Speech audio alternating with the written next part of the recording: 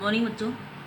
माखनलाल चतुर्वेदी की जो आप व्याख्या कर रहे थे इसमें आगे पढ़ते हैं। इस काले संकट सागर पर मरने की मदमाती कोकिल बोलो तो।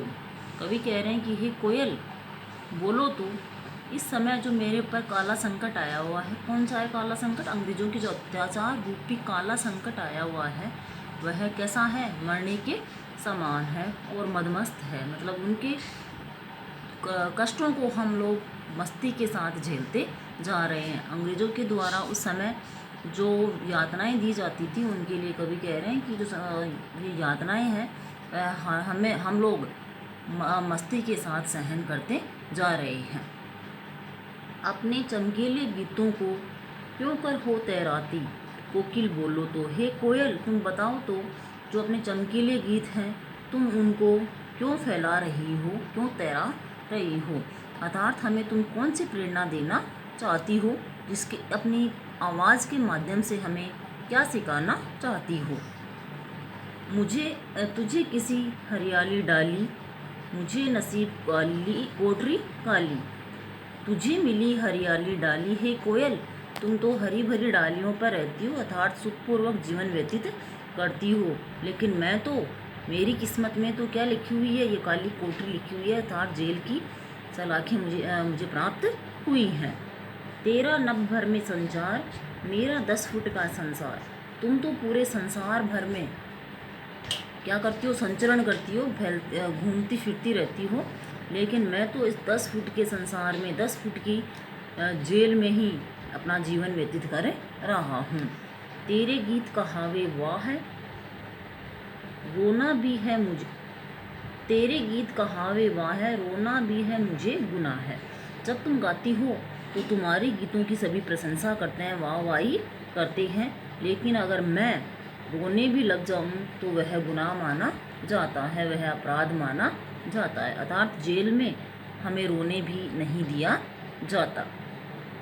देख विषमता तेरी मेरी, बजा रही तिस पर रणभेरी। रणभेरी का मतलब होता है युद्ध के पहले जो युद्ध शुरू होने की आवाज़ होती है, डुगडुगी बजाई जाती है, उसकी को आता है रणभेरी।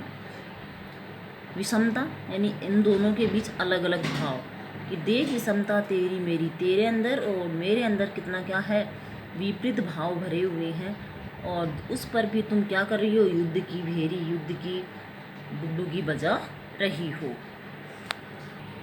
इस हुक्कृति पर अपनी कृति से और कहाँ क्या कर दूँ? मैं अपनी इस हुकार पर और अपनी इस रचना से और तुम्हें क्या कहना चाहता हूँ, या मैं इन अपनी रचना से और अपनी हुकार से, अपनी पुकार से और क्या कर सकता हूँ? कोकिल बोलो तो, हे कोयल बताओ तो, मोहन के व्रत पर प्राणों का आसव किस में भर दूँ? मोहन यहाँ किसके लिए आया है?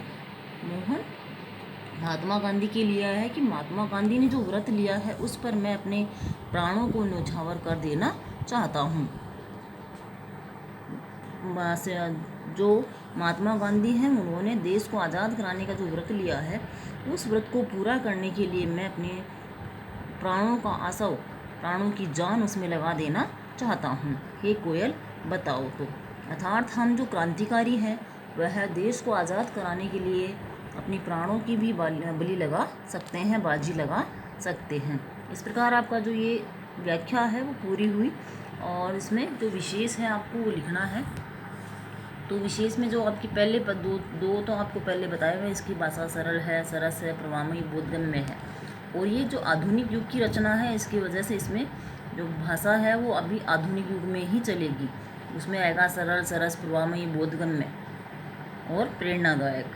फिर लिखोगे मुक्त छंद में। आधुनिक युग की जो जितने भी कवि हैं वह उनकी रचनाएं किस में आएंगी? मुक्त छंद में आएंगी। अलंकार में उपमा अलंकार और रूपक अलंकार का प्रयोग आपको देखने को मिलेगा। रूपक वो लिख लेना आप लोग। गुण कौन सा है? प्रसाद गुण है इसमें। शैली गेय शैली है और संवाद शैली है। गेय और संवाद शैली, क्योंकि शैली इसमें कोकिल से संवाद कर रहा है कवि। रस है शांत व करुण रस, करुण यानी दया से भरा हुआ रस। एक विशेषता आपको बतानी है, जैसे कवि की यातना, जेल में जो यात्राओं से भरा जीवन है उसके बारे में वर्णन किया गया है। नेक्स्ट है आपके जो है क्वेश्चन आंसर में आइए आप लोग। जैसे भाव स्पष्ट कीजिए, तो भाव स्पष्ट में आपको ये आपने व्याख्या कर दी है, तो आप इसको दोबारा नहीं करोगे। और अगला है आपका काव्य सौंदर्य वाला क्वेश्चन। ये क्वेश्चन आपके शायद पहले भी आया है। तो इस क्वेश्चन को आप दो तरीके से करोगे। एक भाव पक्ष हो जाएगा इसका, भाव पक्ष यानी भाव इसका अर्थ लिखना है जिसमें, और दूसरा हो जाएगा आपका कला पक्ष। तो कला पक्ष में जो आप विशेष कर रहे हो, ये विशेष जो आप करते हो वो विशेष वाले पॉइंट्स आपके इसमें कला पक्ष में आ जाएंगे। इस प्रकार आपका जो ये चैप्टर है ये तो पूरा हुआ और क्वेश्चंस आपको करने हैं। नेक्स्ट आपका चैप्टर चलेगा सुमित्रानंदन पंत। अगला कौन सा चैप्टर है आपका? सुमित्रानंदन पंत चैप्टर है। स्टार्ट करते हैं। सुमित्रानंदन पंत का जन्म उत्तरांचल के अल्मोड़ा जिले के कोसानी गांव में सन 1900 में हुआ। तो कहाँ हुआ था? अल्मोड़ा। कहाँ? उत्तरांचल के अल्मोड़ा जिले के कोसानी गांव के में 1900 में हुआ था। उनकी शिक्षा बनारस और इलाहाबाद में हुई। आज़ादी के आंदोलन के दौरान महात्मा गांधी के आह्वान पर उन्होंने कॉलेज छोड़ दिया। किसके आह्वान पर? महात्मा गांधी ने पुकारा लोगों युवाओं को, और युवाओं को पुकारने पर उन्होंने आज़ादी के आंदोलन में भाग लिया। छायावादी कविता के प्रमुख स्तंभ रहे। तो आधुनिक युग में ही कौन सा वाद आता है? छायावाद आता है। उसके ये क्या थे? एक स्तंभ थे, एक आधार थे। सुमित्रानंदन पंत का काव्य क्षितिज 1916 से 1977 तक फैला। मतलब इनका काव्य रचनाएं कब से चालू हुई? 1916 से चालू हुई और 1977 तक ये चली। सन 1977 में उनका देहावसान हो गया। 77 में इनकी क्या हो गई? मृत्यु हो गई। वे अपनी जीवन दृष्टि के विभिन्न चरणों में छायावाद, प्रगतिवाद एवं अरविंद दर्शन से प्रभावित हुए। मतलब इनमें इन्होंने अपना कार्य किया। कौन कौन से में? छायावाद में, प्रगतिवाद में और अरविंद दर्शन में।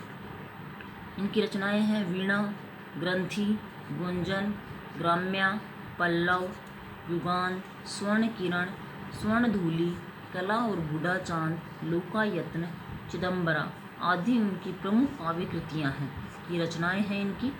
उन्हें साहित्य अकादमी पुरस्कार, भारतीय ज्ञानपीठ पुरस्कार एवं सोवियत लैंड नेहरू पुरस्कार से सम्मानित किया गया है।